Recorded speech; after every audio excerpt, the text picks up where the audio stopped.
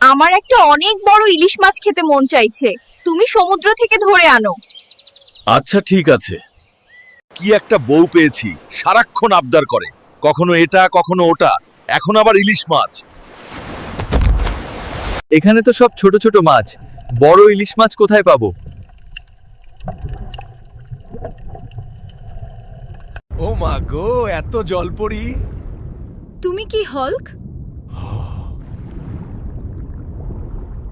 হ্যাঁ, আমি পৃথিবীর একমাত্র হাল্ক। আপনাকে তো আমার ভালো লাগে, আমি আপনাকে ভালোবাসি। তুমি কি বলছো? আমি শুধু একটা ইলিশ মাছ ধরতে এসেছি। আমার স্ত্রী জানতে পারলে আমাকে মেরে ফেলবে। কিছু হবে না, আমার সাথে এসো।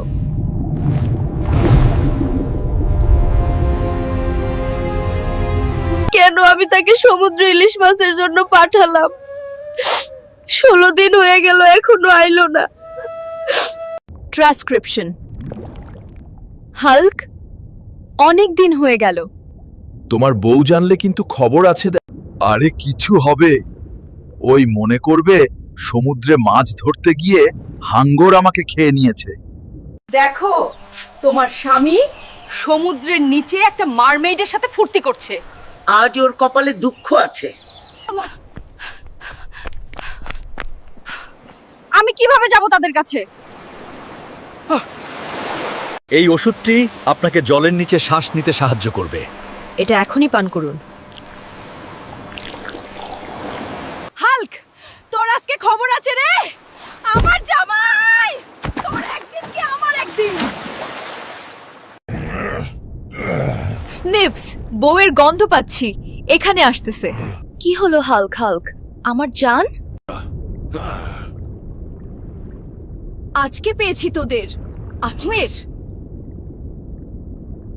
আজকে শুধু হাতে আয় তুই।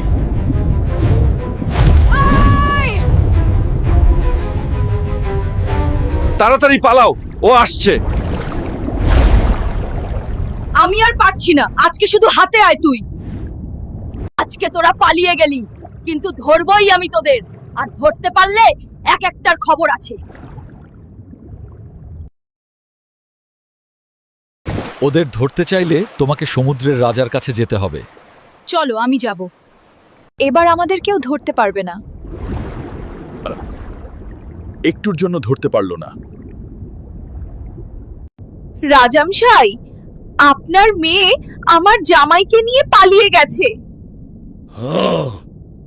আমি মহিলা যা বলছে তা কি সত্যি মন্ত্রী? হে রাজামশাই, আপনার ছোট মেয়ে নাদিয়া এই কাজটি করছে।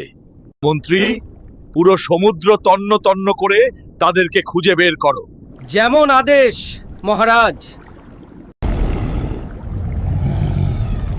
হাল্ক আর নাদিয়া, জলপরি, আমাদের সাথে চলো। হাল্ক, চিন্তা করো না, আমি ওদের মারবো না। যুদ্ধ করো না। আপনি জলের সাথে আমার সমস্ত সম্মান নষ্ট করেছেন, নদীরা দ্য মারমেইড। আমি হাল্ককে ভালোবাসি। এটা কখনো হতে পারে না, কারণ তুমি একজন জলপরি এবং সে একজন মানুষ। আমাকে ক্ষমা করবেন, আপনার জামাইকে এখন নিয়ে যেতে পারেন। চলো হাল্ক।